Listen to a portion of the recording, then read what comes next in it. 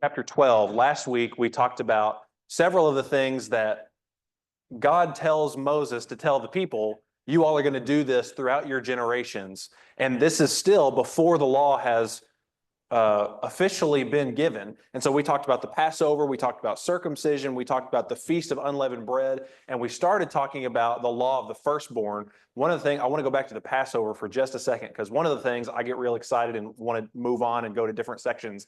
One of the things that's really important about the Passover that I failed to mention is totally on me. When we think about when Jesus instituted the Lord's Supper, what was going on? Is the Passover. And even more specifically over in, I think it's Mark's account. Yeah, Mark chapter 14. The day that Jesus institutes the Lord's Supper, says, do this in remembrance of me. That day, it's not only the Passover, it's the specific day that the Passover lamb was to be slain. That's what it says in Mark chapter 14 over in verse 12. And so at the same time when the entire nation was thinking about how God delivered his people from the bondage of slavery through the blood of a lamb, it's that day that Jesus said, you're going to do this in remembrance of me. And we know that Jesus is our Passover lamb. So he takes this old system and uses that to glorify really the new system that he's setting up. It blows my mind. Okay, any thoughts on that before we keep going? Yes, sir? Often in the Bible, God uses something that people already know to show them something that's going to happen or something. And it happens all through the Old Testament. He uses something they already understand to teach a new lesson. Yeah, absolutely.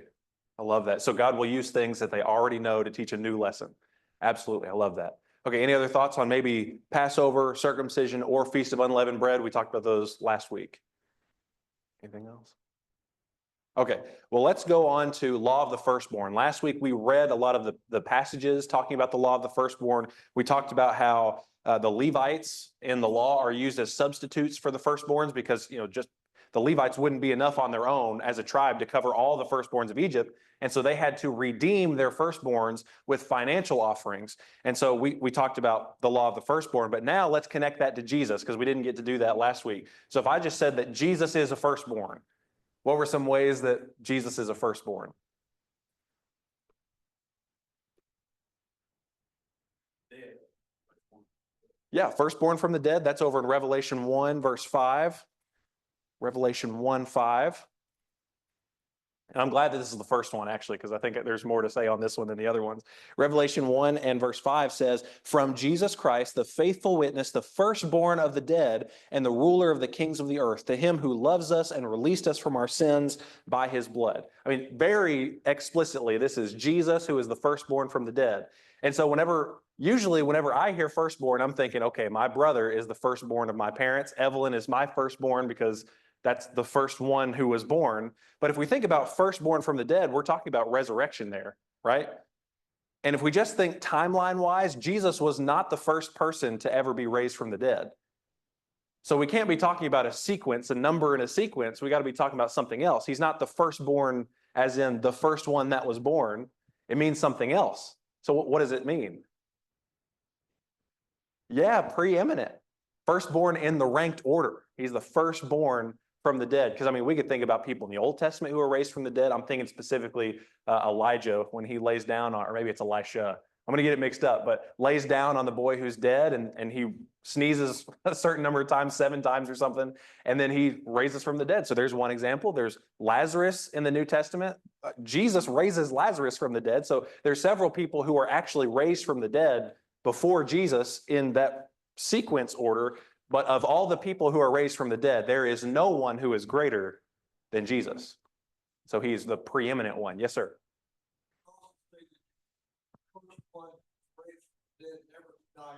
Yeah, let's go. I love that. Yeah, anything else on that?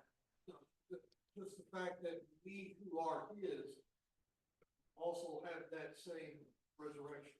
Yeah, absolutely. And just thinking about what you just said, so Lazarus, when Jesus raises Lazarus from the dead, Lazarus has to die again. We don't read it anywhere, but Lazarus is going to die again. And I just would love to be sitting at that table where Jesus and Lazarus and, Mary comes and washes Jesus's feet. But just to know what Lazarus and Jesus were talking about at that table would be amazing.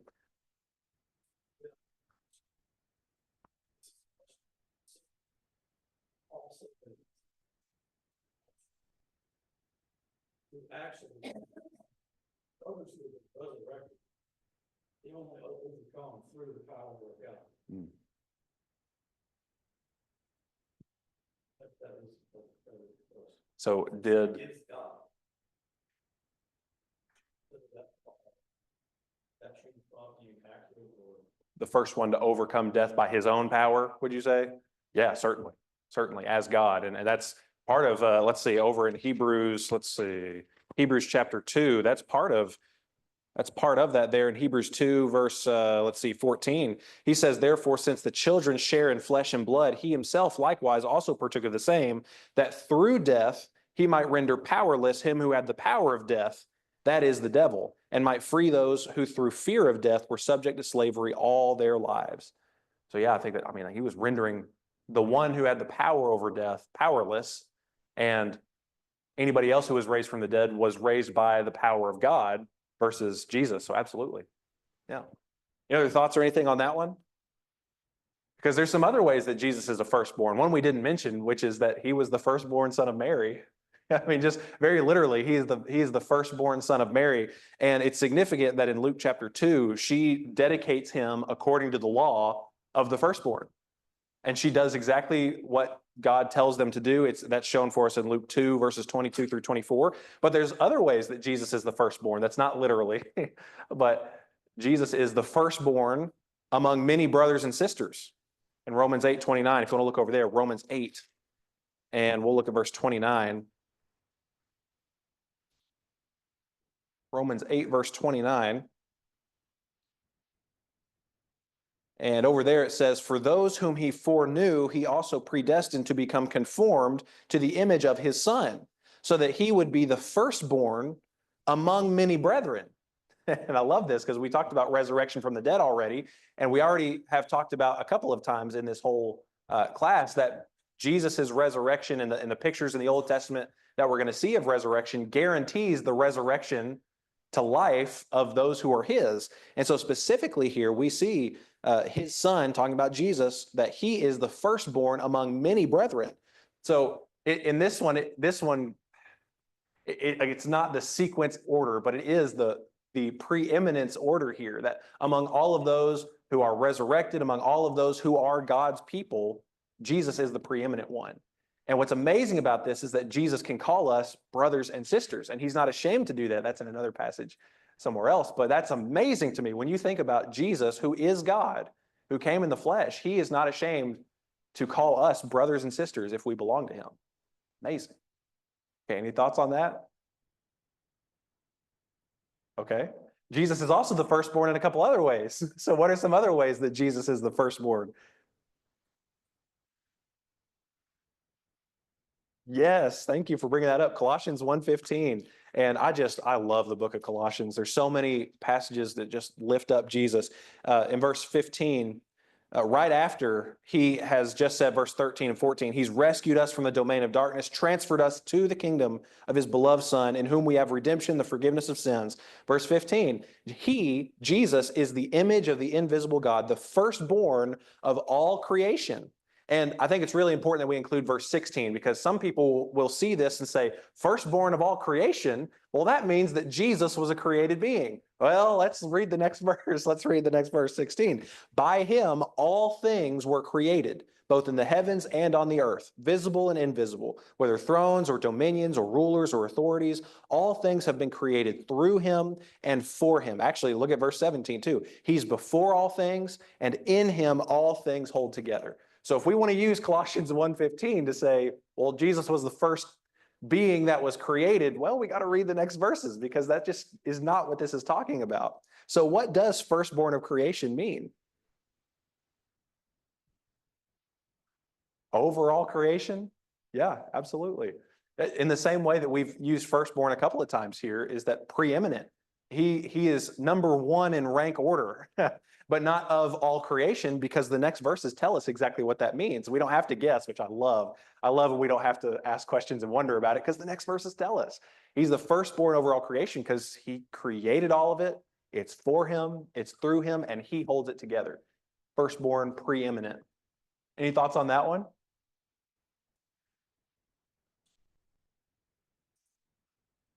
Oh, okay. Priority. Nice. Yeah, I didn't know that either. Greek word is where we get priority. Wow. Yeah, so Jesus is the priority. I love that. Any other thoughts or anything on this one? Oh, sorry. Okay. Well, Jesus is also, as firstborn, uh, he's the firstborn into the world over in Hebrews 1:6, which is kind of like what we just talked about in Colossians 1:15. Think about firstborns, especially in the Old Testament, in the Old Covenant. What was something significant for firstborns that firstborns got that in birth order the others did not get? A double portion? Yeah, a double portion of the inheritance. And that's really, I mean, something that we see over and over again, like Jacob and Esau. When we talked about Jacob and Esau, he sold his birthright. He sold that double portion of the inheritance. And as the firstborn, Jesus would get a double inheritance. We've also seen multiple ways that Jesus is the firstborn. And another way that he is shown to be a firstborn is in his inheritance. When you think about what Jesus inherited, what do you think of about Jesus's inheritance? That might be a terrible way to ask the question. I don't know. What did Jesus get being the firstborn, preeminent priority over everything? What has Jesus received? Maybe that's a better way to ask it. He's received his kingdom. He's received power. I mean, we could just keep on going. Dominion, authority, honor, praise forever and ever, all that stuff. Well, if you think about Psalm 2 is one specifically that I'm thinking of. There's other passages we can go to, but Psalm 2, probably all of us recognize this is a messianic psalm looking forward to the Messiah who is Jesus. And in Psalm 2, one of the things that is mentioned there is look at verse 8. Psalm 2 and verse 8. And just so we know what we're talking about, look at verse 7 first, and then we'll go to verse 8. Verse 7, I will surely tell of the decree of the Lord. He said to me, you are my son. Today I have begotten you. I mean, who are we talking about? We're talking about Jesus there. Verse 8, ask of me, and I will surely give you the nations as your inheritance, and the very ends of the earth as your possession. You shall break them with a rod of iron. You shall shatter them like earthenware. And in the context of this, we're talking about how this is the king. This is the king. This is the Messiah who leads and has his people, and he has an inheritance. And Jesus has received that inheritance, received that kingdom, and he is king over all, not just those who are his, but over all. And that's what we saw firstborn of creation. We saw firstborn from the dead. Jesus is preeminent. I love that. Okay, any thoughts on that one? Okay. Somebody say something? Okay, maybe I made that up. All right, so that is the law of the firstborn. So now go back with me to Exodus 12 and 13, and we could keep talking about several of those and mention more things because more is mentioned there, but I'd like to keep going through Exodus. So in Exodus 14, specifically, Exodus 14 is where we see the actual crossing of the Red Sea. And there was a sermon that I did a few weeks ago, and I encourage you to re-listen to that if you're unfamiliar with the crossing of the Red Sea. But I think for a lot of us, this is one of the accounts that we're familiar with. And so in Exodus 14, they cross the Red Sea. The cloud is over them. The walls of water are around them, and they cross the Red Sea. And we talked about a few weeks ago is that was a shadow of baptism to come. Over in 1 Corinthians chapter 10, 1 Corinthians chapter 10, verses 1 through 5, it says that they were baptized into Moses. Moses was their intercessor with the water, the cloud above them, the water on the sides. And really the rest of that chapter is all about how they were baptized in the same way, and they all had the same spiritual food and drink, and Christ was the rock that followed them, but they didn't do what they were supposed to do. So really in the context of that, it's don't be like them. But we do see that it's a shadow of the baptism that is to come. God did the saving for those in the Exodus through the water. I mean, they walked across. That's all they did. But nothing that they did in and of themselves saved themselves. God did every bit of it. So then when they're on the other side and the Egyptians are running away, they're not still chasing after the Israelites. They're running away because of the power of God on display. He closes the water over them and pronounces his judgment. And there in Exodus 14, I mean, even if you look at verses 30 and 31, Exodus 14, 30 and 31. Thus the Lord saved Israel that day from the hand of the Egyptians, and Israel saw the Egyptians dead on the seashore. When Israel saw the great power which the Lord had used against the Egyptians, the people feared the Lord, and they believed in the Lord and in his servant Moses. It is hammered away that it is nothing of the people, it is all God. And actually, if you want to look back at verse 14, Moses is telling the people, don't fear. Actually, look at verse 13 and 14. Do not fear, stand by and see the salvation of the Lord, which he will accomplish for you today. The Egyptians whom you have seen today, you will never see them again forever. The Lord will fight for you while you keep silent. It was nothing that they did, and it was all what God did. And I love that. And we see that Moses is sort of the intercessor for his people, and that's a shadow of Jesus being the intercessor for his people. We're going to talk about that more as we get a little bit further into Exodus here. Okay, any thoughts or anything before we keep going? Talking about the actual crossing of the Red Sea. Okay, so as we've been doing this whole scheme of redemption, is this it? You would think that, like we've seen several times, God will tell people specifically, this is my covenant with you. I'm going to bless you if you do all these things. Here's the nation of Israel. Well, here's Israel, the Israelites going through the Red Sea. God has just saved them, destroyed their enemies. They're on the other side. Have we made it back to the garden? Do we think that this is it? This is exactly what God wanted. We've gotten back to the garden, perfect fellowship with man, perfect fellowship with God. Well, not so fast, because in Exodus 14 through 18, in the very chapter that God saves his people, in Exodus 14, if you look at, look at verses 11 and 12. The people are grumbling, they're complaining, they're scared, they're terrified. They do not have their full faith and allegiance in God. Look at verses 11 and 12. They said to Moses, is it because there were no graves in Egypt that you have taken us away to die in the wilderness? Why have you dealt with us in this way, bringing us out of Egypt? Is this not the word that we spoke to you in Egypt, saying, leave us alone, that we may serve the Egyptians? For it would have been better for us to serve the Egyptians than for us to die in the wilderness. Right before this amazing event happens, they've already seen God do amazing things. They don't have the faith that God wants from his people. Over in Exodus 15, 3 days after crossing the Red Sea. Just imagine how momentous of an event this would be for you. If you're crossing the Red Sea, it's parted like walls around you. There's a cloud separating you from the Egyptians. The Egyptians are overthrown. Unbelievable event.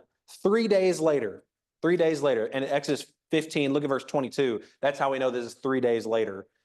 Moses led Israel from the Red Sea. They went out in the wilderness of Shur. They went 3 days in the wilderness and they found no water.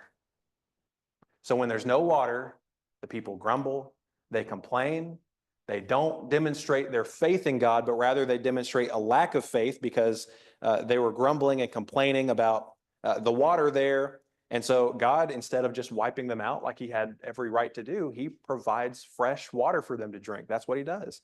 But also in Exodus 16, after a month from when they had crossed the Red Sea, a month later in Exodus 16, they're complaining about food.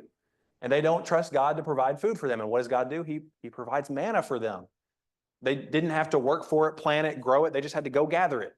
And so he provides this manna. And whenever he does this, he says, these are the instructions for gathering the manna. Don't leave any overnight. Don't gather more than you need to. On the Sabbath day, don't go out and do any. And what do? All of those things that he said don't do. And they demonstrate their lack of faith in God. They demonstrate it again. And then Exodus 17, the people complain about water again, and they don't trust in God to provide for them. And so you would think after crossing the Red Sea, which is going to be a motif and something that just keeps coming back again and again throughout all of the scriptures, after this would have happened for these people, you would think, okay, we're back to the garden. God is with us. Whatever he says goes. That's what we're going to do. But that's just not what happens. The problem of Genesis 3:6 is still alive and well. The problem of sin and not demonstrating your faith in God is alive and well. And these people need redemption just like anybody else. Lack of faith, but an increase of grace. Because in all of these grumblings and complainings, you see God providing for their needs. Water, bread, water. It's just amazing that God still does that even when these people are demonstrating their lack of faith in him. Okay, any thoughts or anything on that? It's a couple chapters there.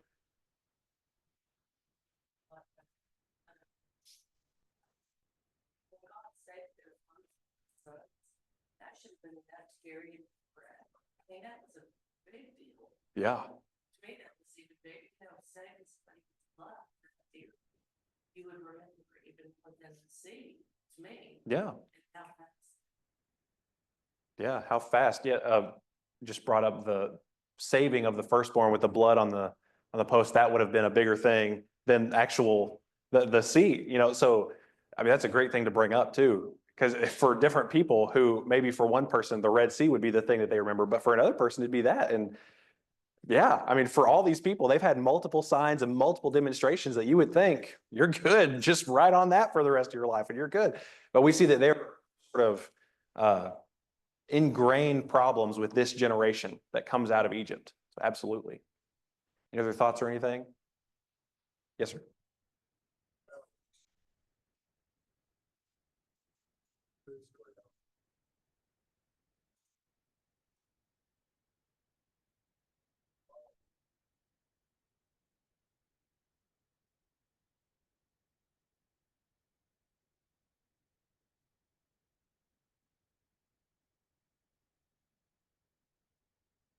Yeah, absolutely. And we actually know from other places that they had kept a lot of their idols with them and were traveling with them. I really love what you said at the beginning of that. I read somewhere, and it's basically what you just said, that their hearts were still in Egypt.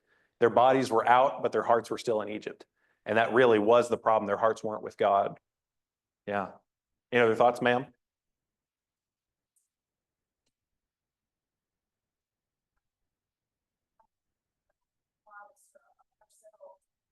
So just my perspective on it is, we're constantly relying on things of ourselves, on others, on things that are in this world, right? Instead of always going to God. And I see that constantly. My fault in my life is where I don't bow my head enough. I don't rely on God's answers enough. And thank God for Jesus, right? Will help me with that. But yeah, just things are just constantly getting in the way, and I think that's what we see with the Israelites too, and their stumbling blocks. Yeah, absolutely. Anybody else feel that too? Because I do. Absolutely. Thank you. The nods really help because we're all in that boat. And it's really easy to look at these Israelites and be like, 3 days, 3 days, 1 month, really? That's all it took for you? And here I am. And maybe this morning as I'm driving here, I want to cuss somebody out because they cut me off. Whatever it is, whatever it is. But we all do the same thing. Yes, sir. Oh, I wish I had the lesson. Remember G Bowman has this lesson we do often. Just people is people. And it was how we're exactly the same. We have the same temptation, same short-sighted thing. Mm-hmm. Literally, we'll be here, we'll leave, and it's like we forgot everything we just learned. Obviously, I don't know, we probably have it wrong coming just a couple times a week. It should be every day. Last week, that. Do that. But the people, there's a part of us, yeah, not surprising, but then we look at ourselves, I'm not surprised like it. Yeah. Mm-hmm. Yeah, and I'm right there with you. I'm sure a lot of us are too, right? I mean, we're all exactly the same. Yeah, for sure. Somebody else has something? I thought I saw a hand earlier. Yes, sir.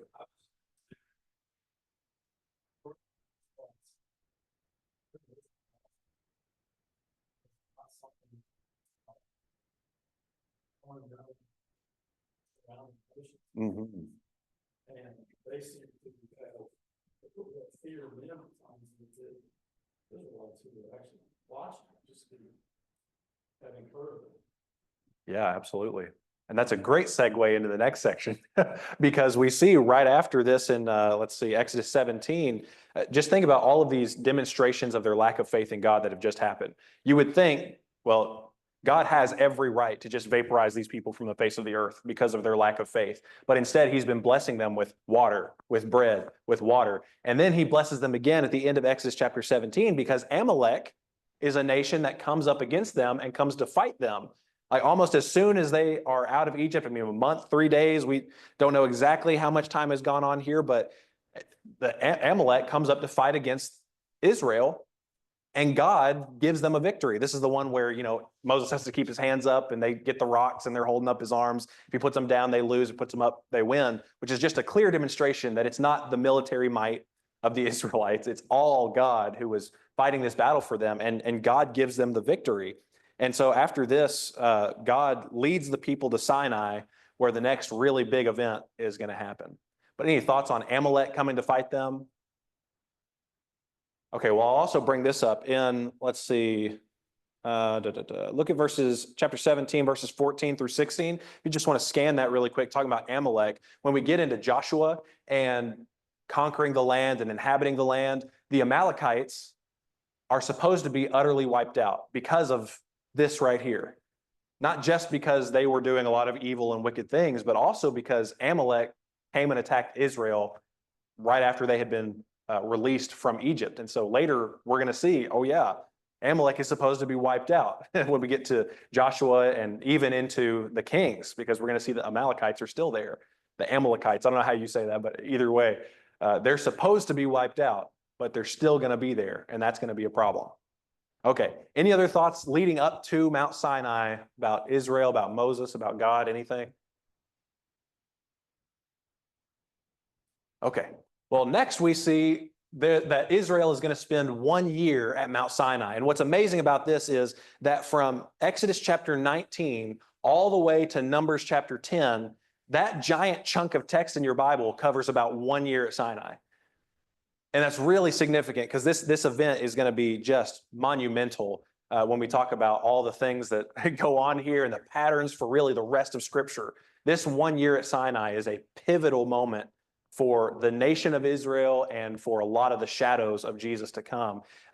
Some of the stuff that happens is the law is given. There's a pattern for the tabernacle that's given. They build the tabernacle, it's constructed. The pattern for the priesthood and the sacrificial system was revealed. And then in Numbers, the nation is numbered, they're organized and mobilized. You could say that. And so there's a lot that's going to happen here at Sinai. And I just want to take a moment and point this out. Eddie brought this up last week or 2 weeks ago, I can't remember. But up to this point, before we get to Sinai, we've been in what people call the patriarchal age, meaning that God communicated with specific people or in specific ways with specific people and gave them specific individual covenants and told them what to do. But we're about to move away from the patriarchal, like patriarchs, from the patriarchal age, and we're about to move into, I don't remember what I've got here. Oh yeah, the Mosaic age. People call it different things.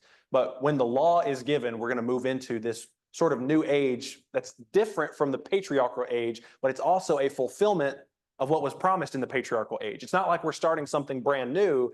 It's just, here's the fulfillment of all of these things that were promised, and this is what it's going to be like going forward. So we see that happen. Any thoughts or questions on that? Okay. I don't remember how many clicks I've got here. Okay. We'll come back to that. Okay, so here at Sinai in Exodus 19, this is where the nation promise is fully fulfilled. I don't know if that's correct grammatically or you should say it that way, but this is where the nation promise is fully fulfilled. If you remember, when God repeated the covenant promises to Jacob, he said to Jacob, I'm going to make you a great nation in Egypt. Those are the words that God said. So they were certainly a great nation in Egypt. But what's amazing about Exodus 19, this is the first time that God addresses Israel as a nation. This is the first time the word for nation is used about Israel from God in Exodus 19. So let's read that because I think it's really important. Look at Exodus 19, please, verses 4 through 6. Exodus 19, verses 4 through 6.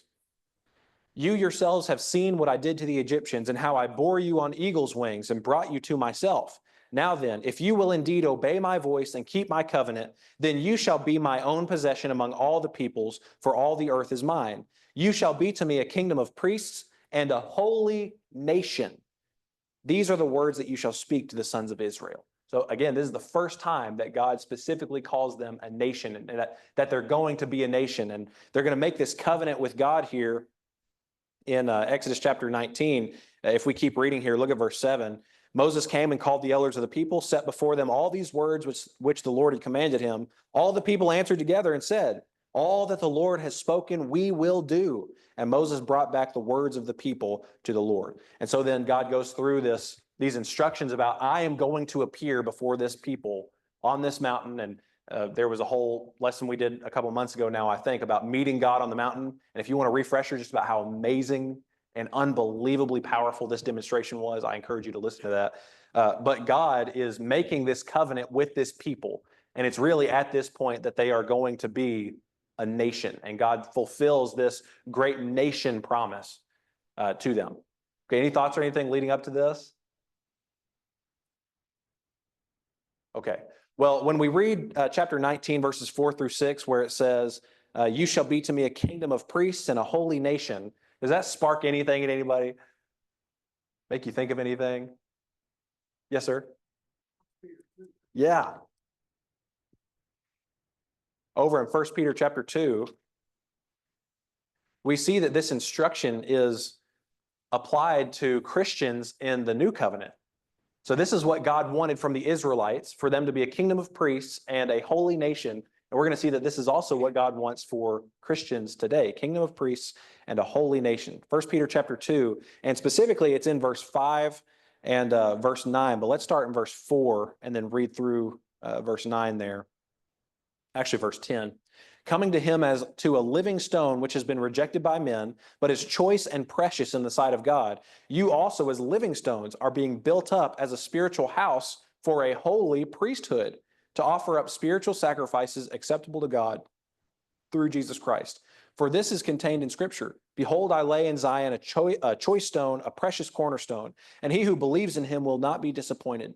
This precious value then is for you who believe, but for those who disbelieve, the stone which the builders rejected, this became the very cornerstone, who's the cornerstone there? That's Jesus. Yeah, I appreciate that. And a stone of stumbling and a rock of offense. For they stumble because they are disobedient to the word. And to this doom they were also appointed. But you, talking to Christians in the first century, verse 9, you are a chosen race, a royal priesthood, a holy nation, a people for God's own possession, so that you may proclaim the excellencies of him who has called you out of darkness and into his marvelous light. For you once were not a people, but now you are the people of God. You had not received mercy, but now you have received mercy. And I just love this. We see this same idea that God wants from the Israelites. The same wording is used of people who are Christians under the new covenant. Wants us to be a kingdom of priests and a holy nation. God's own special, I think the King James said peculiar people. Is that right? Is that the verse that does that? Sometimes I love that. Peculiar, I love that. But his own chosen people. Love that. Any thoughts on anything there related to that?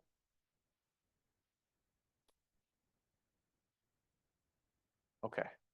Well, we're going to come back to this idea of being priests a little bit later when we get to some of the law and some of the instructions for the priests and how every single Christian is a priest, and that Christians don't have a special class of people who do the spiritual stuff while you just kind of lay around and don't do anything.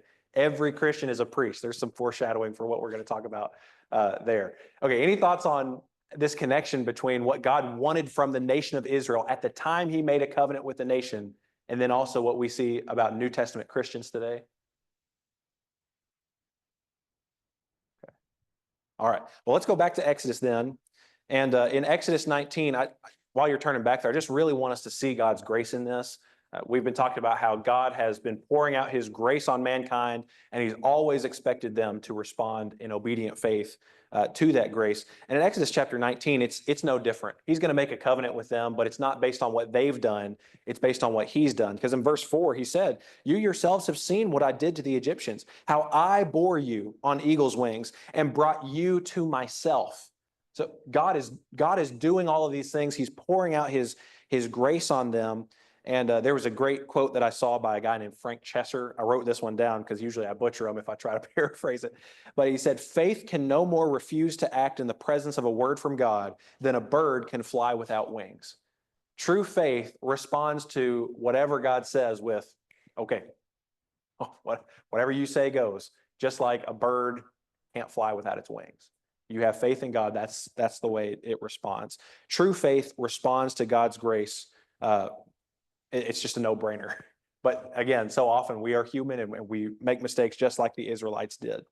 In Exodus 19, verse 8, it seems like we're in a really good spot because God's going to make his covenant with his people. Moses brings it before the elders, everything that the Lord told him. And in verse 8, they say, all that the Lord has spoken, we will do.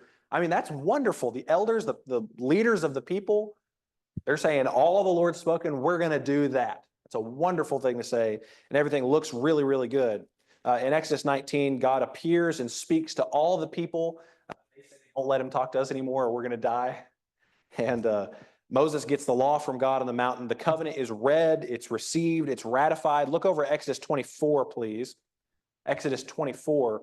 And we're not going into super detail in a lot of these things, but if there's something that really sticks out to you and you want to bring it out, feel free to. In Exodus 24, the covenant is read, it's received, and it's ratified. And it's really important for us to see how it's ratified in Exodus 24. Look at verses 4 through 6, please. Exodus 24, verses 4 through 6. Moses wrote down all the words of the Lord. Then he arose early in the morning and built an altar at the foot of the mountain with 12 pillars for the 12 tribes of Israel. He sent young men of the sons of Israel, and they offered burnt offerings and sacrificed young bulls as peace offerings to the Lord. Moses took half of the blood and put it in basins, and the other half of the blood he sprinkled on the altar. So there's all kinds of sacrifices. Blood is required, as we've seen throughout all of what we've already covered. But then look at this, verse 7. Then he took the book of the covenant and read it in the hearing of the people. They said, all that the Lord has spoken, we will do, and we will be obedient. And what a wonderful statement of faith, right? I mean, that's a wonderful thing to say. Verse 8, Moses took the blood and sprinkled it on the people. He sprinkled the blood on the people after they just said, we will be obedient. We will do all these things. Sprinkled it on the people and said, behold, the blood of the covenant, which the Lord has made with you in accordance with all of these words. I'm just kind of like looking to see what people's reactions are, because whenever I read, behold, the blood of the covenant, I mean, does that make anybody think of anything? I know it does. You don't have to say it. I already know it does. When you see blood of the covenant, your mind probably goes to, that's what we're going to do a little bit later. Lord's Supper, that's the blood of the covenant. And that's the idea. But look with me over at, look at the book of Hebrews, please. Over in Hebrews chapter 9. Hebrews chapter 9, please. And we're going to look at verses 18 through 20.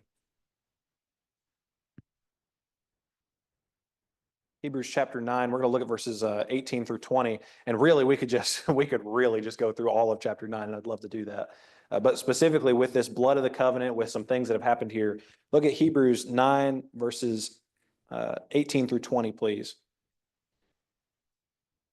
Therefore, even the first covenant was not inaugurated without blood. For when every commandment had been spoken by Moses to all the people according to the law, he took the blood of the calves and the goats, and with water and scarlet wool and hyssop, and sprinkled both the book itself and all the people, saying, this is the blood of the covenant which God commanded you. In the same way, he sprinkled both the tabernacle and all the vessels of the ministry with the blood. And so verse 22 is really significant because we're talking about the importance of blood in the Old Testament. Look at verse 22. According to the law, one may almost say all things are cleansed with blood, and without shedding of blood, there is no forgiveness. And as we go through some of the things that happen under the law, blood being shed is so important. And as it says in verse 22, without shedding of blood, there is no forgiveness.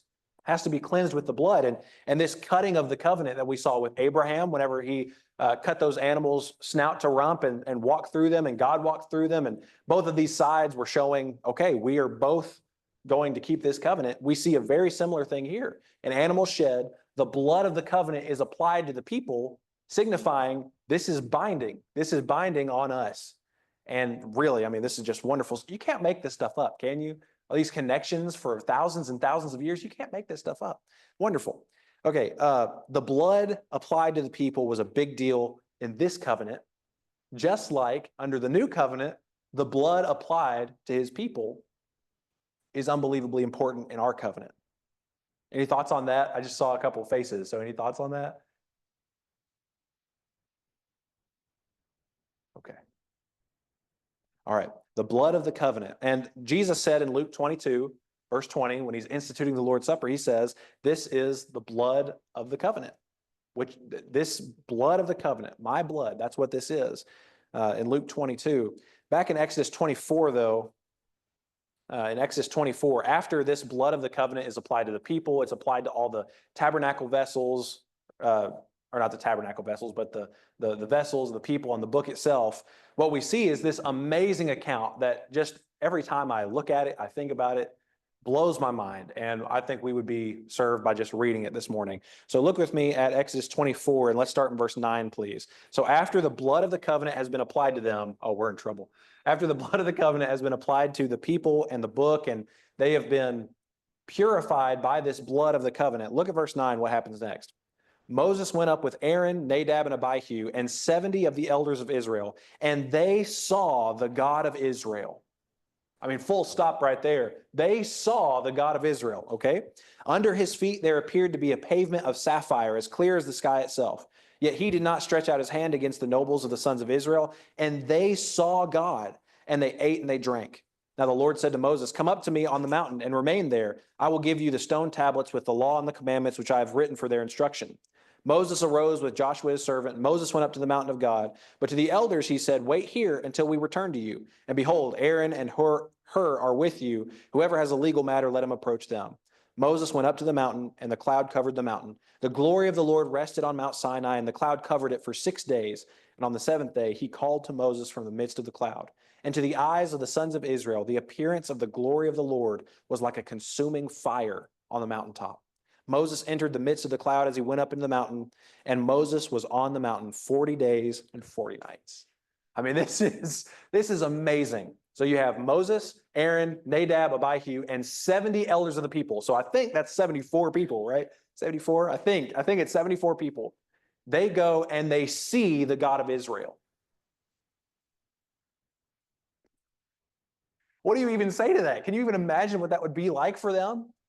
I have no idea. But there's this sort of separation, even in them seeing the God of Israel. There's this separation. It says there was in verse 10, under his feet. I mean, they saw God's feet.